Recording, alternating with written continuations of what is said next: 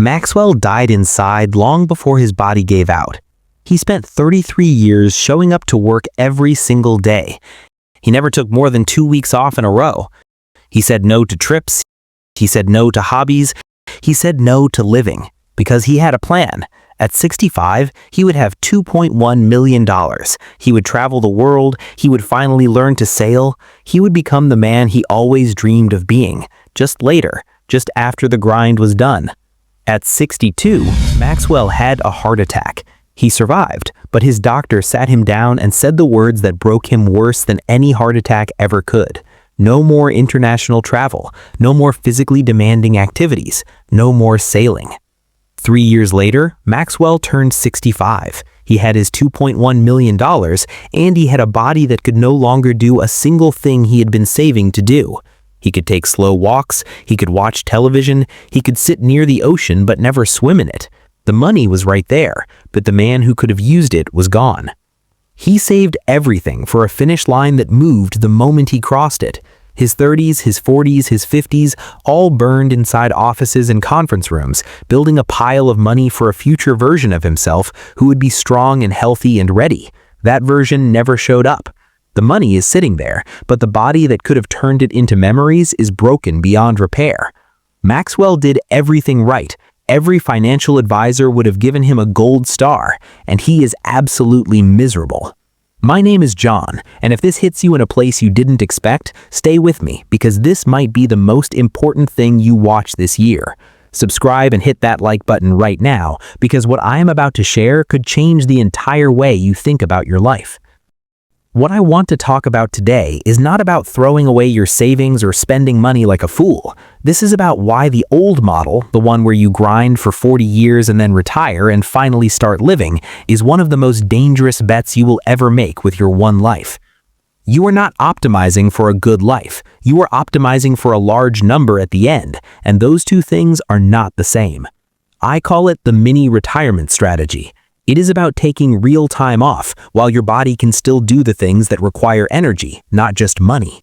Here's the story we've all been told. Save hard, retire at 65, then enjoy your life. Work through your best years, delay everything, and cash out at the end. Every financial advisor repeats it. Every retirement calculator is built around it. It sounds responsible, it sounds mature, it sounds like the right thing to do. But it is built on one massive assumption that almost nobody questions, that you will still be healthy and full of energy at 65. The data says most people will not be. A 2023 study from the National Institute on Aging found that the average person's physical strength, endurance, and mobility all peak in the late 20s and start falling after 35.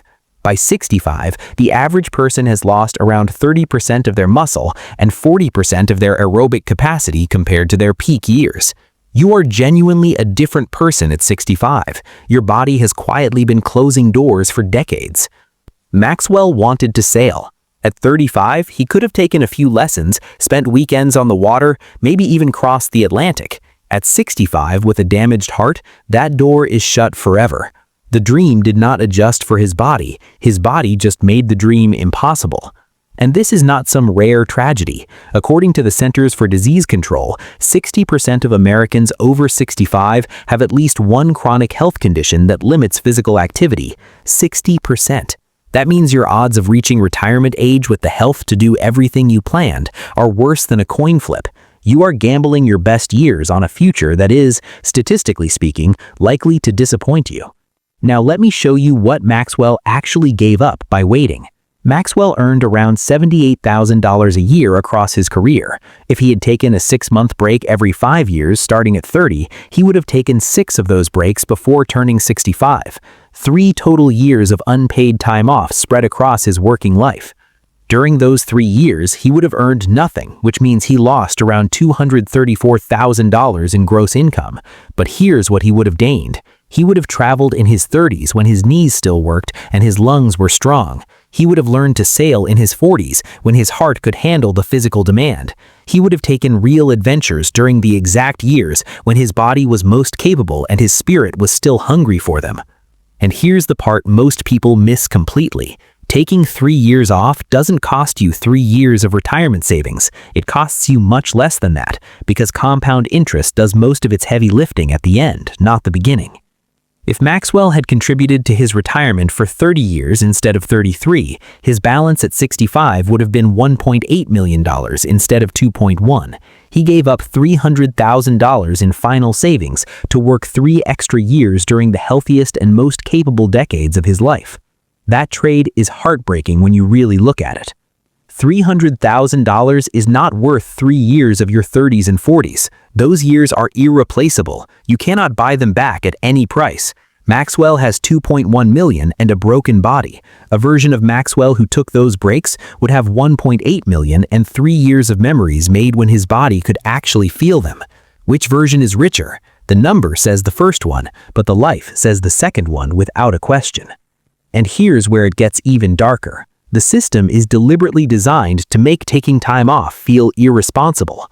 Every financial institution, every employer, every retirement planner tells you to maximize savings, stay in your seat, and defer everything. They say this because the system benefits from your obedience. Your employer benefits because you're always there, always producing, always available. Financial institutions benefit because they collect management fees on every dollar you park in a retirement account for 40 years. The longer you save, the more they earn. Nobody inside the financial system has any real incentive to tell you to take 6 months off at 35 to go live in Southeast Asia. That decision doesn't generate fees, it doesn't maximize productivity, it doesn't serve the model, but the model is broken. A 2022 survey from the Employee Benefit Research Institute found that 41% of retirees say they retired earlier than planned because of health problems or disability. Nearly half of people don't make it to their intended retirement date in the shape they imagined. They saved for a future that never fully arrived. Maxwell is not an exception. Maxwell is the average outcome, and the system told him the whole time that he was doing everything right. Now, before you say it, I already know what you're thinking. You're thinking that most people can't afford to take 6 months off every 5 years, that this is only possible for people who are already wealthy. But here's what that argument misses. You probably can't afford it with your current spending habits, but you absolutely can afford it if you build your life around making it possible. The mini-retirement strategy is not about spending more money overall, it's about spending it differently. It's about living slightly below your means during working years so you can fund both traditional retirement and real breaks while you're still young enough to use them. Here's the math made simple.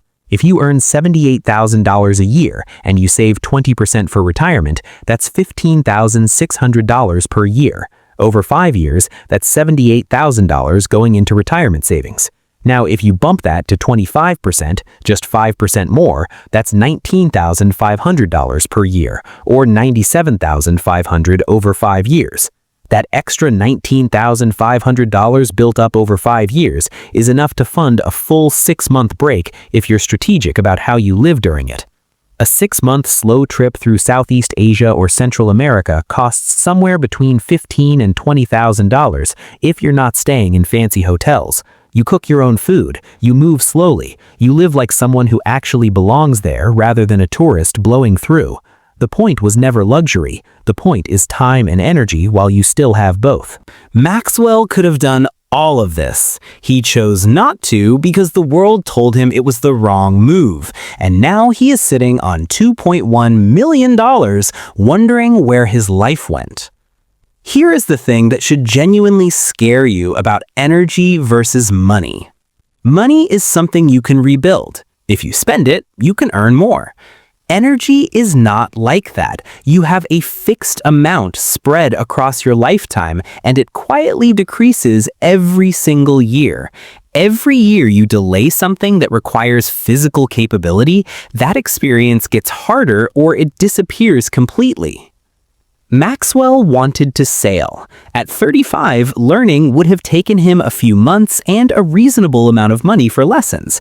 At 65, with a weak heart, it is simply not available at any price in the world. No number of dollars buys it back. The experience is closed.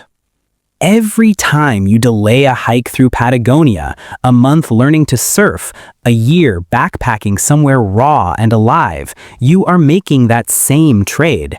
These things are not about how much money you have, they are about how much physical capacity you have, and your capacity is declining every year whether you use it or not.